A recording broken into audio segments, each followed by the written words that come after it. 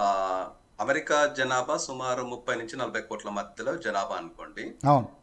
డబ్ల్యూహెచ్ఓకి ఇచ్చే ఫండ్స్ కొన్ని 3 నుంచి 5 ట్రిలియన్ల వరకు ఏదో ఉంది. ఓకే. అమెరికా చైనా వచ్చేసి వాళ్ళ జనాలు ఎక్కువ 150 కోట్లకు పైబడి. సో వాళ్ళు ఇచ్చేది ఏంటంటే లెస్ దాన్ 1 ట్రిలియన్ ఖర్చు, అంటే ఎక్స్పెన్సెస్.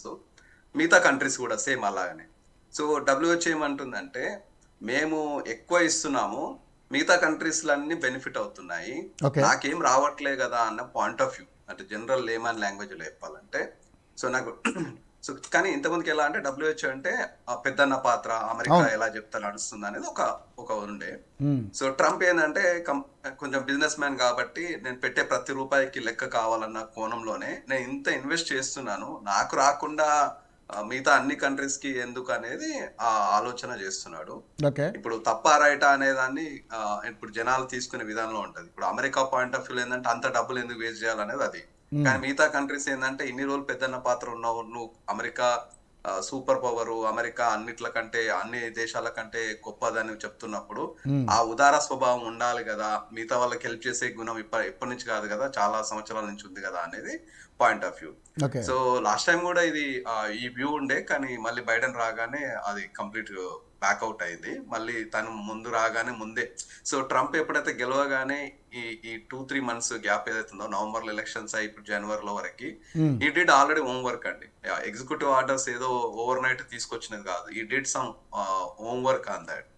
సో ఎలా వైదొలగాలి, వైదొలిగితే ఇప్పుడు కోర్టులో కేసు వేశారు కదా, మన అమెరికా పౌరసత్వం కొత్తగా పుట్టే పిల్లలకి.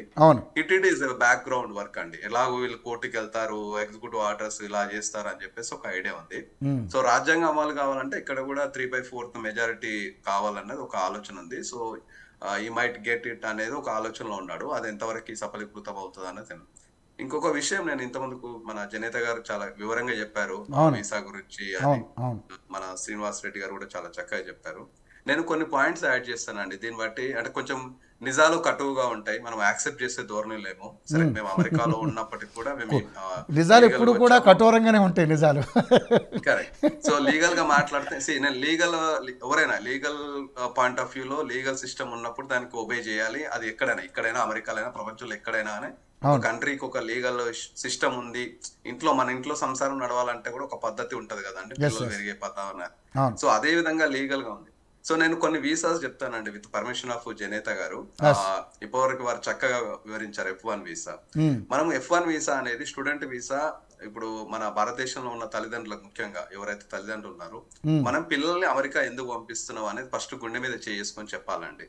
ఎందుకు పంపిస్తున్నాం అంటే పై చదువులకు అనే మాట అంటాం. సరే, పై చదువులు పేరుకే పై చదువులు అంటున్నారు, దాన్ని సంపాదించుకోవడానికి అదొక మార్గం అనేది కూడా కొంతమంది వాదన. కరెక్ట్, అదే అంటారు. సో అదే ఆలోచనలో కొన్ని తప్పుడుగా వెళ్తుందండి. అంటే పిల్లలు వచ్చి ఇక్కడ తప్పుడు పనులు, అంటే చేయాల్సినవి చేయకుండా చేస్తున్నారు. అంటే చదువు కోసం పంపిస్తున్నప్పుడు చదువుకోకుండా మిగతా పనులు చేస్తున్నారు. సో మళ్ళీ ఇప్పుడు తర్వాత వాళ్ళు ఏదో పార్ట్ టైం జాబ్ ఏదో స్టోర్ లో చేస్తున్నారు. ఎవరో వచ్చి ఒక అతను గన్ పెట్టాడు. అసలు పార్ట్ టైం సో మంచి స్టూడెంట్లకి మంచి యూనివర్సిటీలోనే పార్ట్ టైం జాబ్ ఇస్తుంది, అక్కడే లీగల్ గా చేయాలి. మీరు బయట చేస్తున్నప్పుడు యూఆర్ గోయింగ్ ఫర్ రిస్క్ కదండి. రిస్క్ ఫ్యాక్టర్కి వెళ్ళి నాకు రిస్క్ అయిందని మనమే రేపు బాధపడితే ఎలా? సో నేనేమంటానంటే రిక్వెస్ట్, ఇది నేను భయపెట్టాలనో చేయాలని ముందు చూపుగా ఒక మార్గం చెప్పడం అనేది ముందు చూపుగా మనము. సో మనకేందంటే తెలుగు రాష్ట్రాలు కానీ, తెలుగు రాష్ట్రాల గవర్నమెంట్స్ లాస్ట్ టైం కానీ ఇప్పుడు కానీ కేంద్ర ప్రభుత్వం కానీ స్టూడెంట్స్ చదువుకుంటాము అంటే వాళ్ళకి ఎలాంటి ఆలోచన లేకుండా ఎడ్యుకేషన్ లోన్ అని ఇస్తున్నారండి. ఎడ్యుకేషన్ లోన్ వాళ్ళు పర్ సెమిస్టర్ కి ఇంత పర్సెంటేజ్ వస్తే మీకు లోన్ ఇస్తామని చెప్పి ఇస్తున్నారు. అది ఇచ్చాక ఆ లోన్ పైసలు ఇక్కడ తెచ్చుకోవట్లేదు, ఇండియాలో మళ్ళీ వారు వేరే ఖర్చులకి వేరే వాటికి ఖర్చు పెట్టుకుంటున్నారు. Point number 1. పాయింట్ నెంబర్ 2 ఏంటంటే వాళ్ళు ఇక్కడ వచ్చాక పార్ట్ టైం జాబ్ అని నానా కష్టాలు పడుతున్నారు. పాపం ఇండియాలో ఒక పని చేయరా అంటే ఇంట్లో ఇటు వస్తువు ఇటు తీసి పెట్టారు కదా, అమెరికాకు వచ్చాక అన్ని పనులు చేస్తూ ఉంటారు. మంచిదే అనుకోండి, నేను అనట్లేదు. కానీ లీగల్ గా సిస్టమ్ లో తీసుకుంటే అది తప్పు. సో పార్ట్ టైం అనేది యూనివర్సిటీలో చేయాలి. యూనివర్సిటీ అందులోనే పార్ట్ టైం, దానికి ఎడ్యుకేషన్ సంబంధించిన పార్ట్ టైం జాబ్స్ ఉంటాయి. పార్ట్ టైం అంటే వీక్లీ 40 గంటలు, దాంట్లో 20 గంటలు మాత్రమే చేయాలనేది ఒక రూల్స్ ఉన్నాయి. నెంబర్ 1. దాన్ని మన వాళ్ళు మిస్లీడ్ చేస్తున్నారు, దాన్ని తప్పుగా చేస్తున్నారు. సో మనం తెలుసుకోవాలి. తర్వాత డ్రైవింగ్ లైసెన్స్ అని ఉంటుంది, బ్యాంక్ అకౌంట్ ఉంటుంది. ఇంతకుముందు చక్కగా చెప్పారు జనేత గారు. బ్యాంక్ అకౌంట్ నువ్వు ఇండియా నుంచి వచ్చిన డబ్బులన్నా తీసుకోవాలి, లేదా యూనివర్సిటీలో వచ్చిన డబ్బులన్నా తీసుకోవాలి. సరే మీ చుట్టాలో ఎవరో ఒకరు ఇద్దరు ఇస్తే, కాలేజ్ ఫీజు కోసం అవసరం కోసం ఇస్తే ఉంచుకోవాలి. కానీ వీళ్ళకి చాలా ట్రాన్సాక్షన్స్ డిఫరెంట్ వేలో వస్తాయి. అవి ఎలా అంటే ఇక మీకు అర్థం అవ్వాలి, పార్ట్ టైం అనో ఇంకో దగ్గర నుంచో వస్తాయి. అది లీగల్ గా తప్పు, అది రాకూడదు. ఇన్ని రోజులు అవి చూసి చూడనట్టుగా ఉన్నారు. బట్ ఇప్పుడు ఓపీటీ రెన్యువల్ అప్పుడు ఎందుకు వస్తున్నాయి ఆర్ఎఫ్ఈ అనేది జనేత గారు చెప్పారు. ఎందుకంటే ఆ ట్రాన్సాక్షన్స్ అన్ని ఇక్కడ మీరు పని చేయకూడదు, ఇవన్నీ ట్రాన్సాక్షన్స్ ఎందుకు ఉన్నాయి అనేది వాళ్ళు లెక్క చెప్పమంటున్నారు.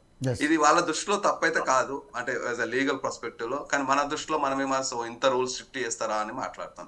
ఇది స్టూడెంట్ వీసా. రెండో విషయం, H1B వీసా మీద వస్తున్నారు. H1B మీద వచ్చినప్పుడు సరే అంటే ఇండియాలో 5 ఏళ్ళ ఎక్స్పీరియన్స్ ఉండి, నీకు మాస్టర్స్ డిగ్రీ ఉండి, H1B నీకు సరైన ఉద్యోగం ఉండి వస్తున్నారు. చాలా మంది వస్తున్నారండి. కానీ సంవత్సరాల నుంచి H1B legal system is good. L1 అంటే కంపెనీ నుంచి పంపించే L1 వీసా ఉంటది. ఇప్పుడు H4 EAD అని చెప్పేసి స్పౌజ్ అంటే భార్యలు కానీ భర్తలు కానీ, అంటే వాళ్ళకి డిపెండెంట్స్ ఎవరైతే ఉన్నారో వాళ్ళకి అమెరికా కంట్రీ కూడా లీగల్ గా పని చేసుకోండి అని H4 EAD ఇచ్చిందండి. వాళ్ళు కూడా పని చేసుకుంటున్నారు, పద్ధతిగా చేసుకుంటున్నారు. సో ఇక్కడ ఇది ప్రాబ్లం లేదు, లీగల్ గా గవర్నమెంట్ యాక్సెప్ట్ చేసింది, రూల్ ఇచ్చింది. L1 వాళ్ళకి L2 అని ఉంటది, ఇది పని చేస్తున్నారు. గ్రీన్ కార్డ్ EAD F1 వీళ్ళు కూడా green card EAD or H4 EAD పని చేసుకోవచ్చు. E1 వీసాని వేరే కంట్రీస్ వచ్చిన వాళ్ళకి లీగల్ గా అన్ని పని చేసుకోవచ్చు. ఎవ్రీ ఇయర్ H1B కోటా మీద 65,000 మందికి ప్లస్ 20,000 స్టూడెంట్స్ కి 85,000 వరకు ఇస్తున్నారు. L1 నుంచి ఇండియాకి వస్తున్నారు. ఇదంతా సక్రమైన పద్ధతి, ఇక్కడ ఎక్కడ తప్పు లేదు. రూల్స్ ఏమంటున్నారు, మీరు సరైన పత్రాలు పెట్టండి, ఎక్కడ తప్పుడు పెట్టకండి, మేము చూస్తాము అంటున్నారు. తప్పేం లేదు కదా అందులో. ప్రాబ్లం సర్టిఫికేట్ లో ప్రాబ్లం అంటే నువ్వు ప్రూవ్ చేసుకోవాలి, ప్రూవ్ చేసుకుంటే కరెక్ట్. వాళ్ళు కరెక్ట్ జాబ్ ఉంటేనే జాబ్ ఇస్తామంటున్నారు, జాబ్ ఉంటేనే ఉండాలి, లేకపోతే వెళ్ళిపోవాలి. These are clear cut. ఇక్కడ మన వాళ్ళు మిస్యూజ్ చేసే పాయింట్ నేను ఒక 2 నిమిషాల్లో చెప్పేస్తాను. B1 బీటా అని విజిటర్ వీసా ఉందండి. ఓకే, మనకు పేరెంట్స్ వస్తూ ఉంటారు. ఇప్పుడు దీన్ని ఎంత మిస్యూజ్ చేస్తున్నారంటే, ప్రతి ఒక్కరు B1 బీటా అంటే విజిటర్ వీసా వేసుకొని వస్తామంటారు. 6 నెలలు ఉండడానికి లీగల్ గా ఉందండి. 5 నెలలు 50-30 రోజులు ఉండొచ్చు, 5 నెలల 29 రోజులు ఉండి వెళ్ళిపోవచ్చు. మళ్ళీ ఒక గ్యాప్ ఇచ్చి మళ్ళీ 6 నెలల తర్వాత వీళ్ళు ఆ వీసా మీద వచ్చి పని చేసుకుంటారు. ఇక్కడ ఇది చేయకూడదు. విజిటర్ అంటే విజిటర్ లాగా ఉండాలా, నువ్వు ఫ్యామిలీకి చూడడానికి వచ్చావా, 2 ప్లేసులు చూడడానికి వచ్చావా, వెళ్ళిపోవాలా. కానీ ఎంతమంది కానీ అక్కడ అమెరికాలో ఇలాంటి వాళ్ళకి జాబ్లు ఇచ్చేటప్పుడు, పని చేసుకుంటానికి అవకాశం ఇచ్చేటప్పుడు వాళ్ళు ఇలాంటివి ఎంక్వైరీ చేయరా అండి? అది చేస్తారండి. కాకపోతే తెలియక కొంతమంది ఏంటంటే ఇమ్మీడియట్ గా అంటే దాన్నే డబ్బులు ఇచ్చి చేస్తారు కదా. అంటే పేరోల్ ఉండదు. పేరోల్ అంటే నీకు సాలరీ పద్ధతి ఇవ్వకుండా క్యాష్ తో చేసే పనులు ఉంటాయి. కొన్ని విషయాలు ఏంటంటే క్యాష్ కూడా యాక్సెప్ట్ చేస్తారు ఇక్కడ, అది చేయొచ్చు. దానికి ఏం చూడాల్సిన అవసరం లేదు చిన్న చిన్న పనులకి. అదే అంటారు, అది ఒక ప్రాబ్లం ఉంది. అది మళ్ళీ మన వాళ్ళే మిస్యూజ్ చేసే వాళ్ళు, మిస్యూజ్ చేయించుకునే వాళ్ళు కూడా మన వాళ్ళే. అది నేను చెప్పదలుచుకున్నా. తర్వాత ఇంకొకటి, US మ్యారేజ్ అని ఉందండి. మ్యారేజ్ లో నువ్వు అమెరికన్ సిటిజన్ చేసుకుంటే పెళ్లి, నీకు గ్రీన్ కార్డ్ వస్తుంది, తర్వాత సిటిజన్షిప్ వస్తుంది. అది ఇంత ముందుకు ఎలా ఉంటుంది అంటే, పెళ్లి చేసుకోని 1 month కో 6 months కో నీకు వాళ్ళకు కూడా సిటిజన్షిప్ గ్రీన్ కార్డ్ వచ్చేది. దాన్ని కూడా మన వాళ్ళు మిస్యూజ్ చేసి, మన వాళ్ళు పైసలు ఇచ్చి పెళ్లి చేసుకోవడము, వాళ్ళతో గ్రీన్ కార్డు సిటిజన్షిప్ వచ్చినాక మళ్ళీ డైవర్స్ అవ్వడు అంటే సపరేట్ చేశారు. దాన్ని కూడా మన వాళ్ళు భ్రష్టు పట్టించారు. ఇక్కడ మీరు అర్థం చేసుకోవాలి, మన వాళ్ళు ఎక్కడ కొంచెం ఆప్షన్స్ కొన్ని దొరికితే దాన్ని మిస్యూజ్ చేయడానికి రెడీగా ఉన్నారు. ఇప్పుడు వాళ్ళు స్ట్రిక్ట్ చేయడంలో తప్పేమన్నా? అదే, సో మనం ఎవరిని బ్లేమ్ చేయడం కాదు కానీ జాగ్రత్తలు తీసుకోవాలనేది మీరు చెప్పే అంశం. రైట్. ఇంకొకటి ఏంటంటే అసైలం అని ఒకటి ఉంటదండి, అంటే ఆశ్రయం పొందడం. అంటే ఇక్కడ యుద్ధం, ఇప్పుడు మన యుక్రెయిన్ యుద్ధము, వేరే ఇజ్రాయెల్ గాజా యుద్ధం జరిగింది. వాళ్ళకి అక్కడ సేఫ్టీ లేదు అనగానే అమెరికాకు వస్తారు. రాగానే పాపం అమెరికా ఏంటంటే, సరే పాపం నేను ఇక్కడ కష్టం ఉంది కదా అని ఇక్కడ వాళ్ళకి ఇచ్చేసి గిఫ్ట్ కార్డులు ఇచ్చి ఇల్లు ఇచ్చి అది చేస్తున్నారు. అసలేల మీద కొన్ని లక్షల మంది వచ్చారండి. వాళ్ళు గోడ దూకి మామూలుగా వచ్చేసారు. వాళ్ళందరికీ ఇక్కడ అమెరికా ట్యాక్స్ పేయర్ డబ్బులు వాళ్ళకి పే చేస్తున్నారు. ఇది ఎంతవరకు న్యాయం అనేది ఇంకొకటి. ఆశ్రయం పొందడము, యుద్ధము, హింస, మతపేరితమైనటువంటి అంశాల మీద ఇది ఉంటదండి. సో దాన్ని కూడా మన వాళ్ళు మిస్యూజ్ చేస్తున్నారు. ఏదో ఒక థ్రెట్ ఎవడో పెట్టాడని. నీకు షాప్ లో గన్ను పెడితే కూడా ఇక్కడ ఒక రూల్ ఉంటది, గన్ను పెడితే వీసా ఇచ్చేది ఒకటి ఉంటుంది, అదే సేమ్ అసైలం కింద వాడికి థ్రెట్ కింద ఇస్తారు. ఓకే. దాన్ని కూడా మన వాళ్ళు ఏంటంటే చిన్నది ఏదైనా జరిగింది, అసలు నువ్వు పార్ట్ టైం జాబే చేయకూడదు, పార్ట్ టైం జాబ్ చేస్తావు నువ్వు మళ్ళీ అది అప్లై చేస్తావు, అంటే నువ్వు అసలు ఆడే పని ఎందుకు చేసినావు, ఆడ ఎందుకు ప్రాబ్లం చేసినావు అనే దాని మీద నీకు ఆన్సర్ ఇస్తే దానికి ఆన్సర్ ఏం చెప్తావు. సో కొన్ని మన వాళ్ళు అంటే అనవుతూ చెప్తున్నా కదా, కొన్ని నిజాలు మాట్లాడుకుంటే బాగుండదు, మన వాళ్ళే చేస్తుంటారు. సో నేను ఒకటే చెప్తున్నా, అంటే లీగల్ గా రండి పద్ధతి. ఇంతకుముందు శ్రీనివాస్ గారు చెప్పారు, చాలా పద్ధతిగా చెప్పారు. 5 years ఇండియాలో వర్క్ చేయండి, జాబ్ మాస్టర్స్ అయిపోగానే ఇండియాలో వర్క్ మంచిగా పని చేయండి, ఎక్స్పీరియన్స్ ఉంటుంది, ఆ ఎక్స్పీరియన్స్ పెట్టుకొని అప్లై చేయండి, పద్ధతిగా రండి. పద్ధతిగా వచ్చాక లీగల్ గా ఒక 5 సంవత్సరాలు 10 సంవత్సరాలు ఉన్న తర్వాత E1 EB1 EB2 EB3 EB5 డబ్బులు ఉంటే EB5 ఎంప్లాయ్మెంట్ బేస్డ్ అది కూడా ఉంది, బిజినెస్ కింద వీసా ఉన్నాయి. దేర్ ఆర్ రూల్స్ అండి, ఫ్లెక్సిబుల్ ఉన్నాయి రూల్స్ కూడా. కానీ మన వాళ్ళు దాన్ని అత్యాశతోటి తొందర రావాలని దాంతో కొంచెం మిస్యూజ్ చేస్తున్నారు. మిస్యూజ్ చేయనంత వరకు అమెరికా ఇస్ గ్రేట్ అండి. ట్రంప్ కూడా అదే చెప్తున్నాడు, పద్ధతిగా రండి, పని చేసుకోండి, లీగల్ గా ఉండండి అని చెప్తున్నాడు. ఎవరైతే ఇల్లీగల్ గా ఉంటున్నారో వాళ్ళకి. సరే, ఇది ఏమైతుందంటే ఈ స్ట్రిక్ట్ చేసే భాగంలో మంచోడికి కూడా కొంచెం ప్రాబ్లం అయ్యింది కాబట్టి అది మనము ఆలోచించాల్సిన విషయం. సో న్యాచురలైజేషన్ చెప్పి కానీ, అన్డాక్యుమెంటెడ్ కానీ, జీసీ కానీ, సో అన్ని ఒక్కొక్క లీగల్ సిస్టమ్ ఉందండి. మోర్ డీటెయిల్స్ కావాలంటే అమెరికాలో మనకు జనేత గారు ఇమిగ్రేషన్ అటార్నీ ఉన్నారు, ఏదైనా విషయాలు ఉంటే వారు కూడా చాలా ఇంటర్వ్యూస్ ఇచ్చారు. మీరు వారిని యూట్యూబ్ లో వెళ్ళి చూసిన, యూట్యూబ్ లో వెళ్ళి చూసిన, వారు ఇచ్చిన ఇన్ఫర్మేషన్ చాలా ఉంటది.